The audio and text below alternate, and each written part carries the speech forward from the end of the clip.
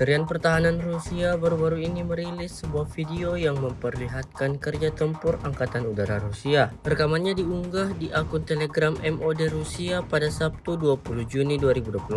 Awak pesawat tempur supermanuver multiperan Su-35S dengan kontrol vektor dorong melakukan misi patroli udara di zona operasi khusus sepanjang waktu. Sebelum mulai melancarkan misinya, para prajurit tampak melakukan persiapan terlebih dahulu, memeriksa keseluruhan mesin pesawat tempur sebelum mulai mengudara. Hingga video ini beredar, beragam komentar dituliskan warganet.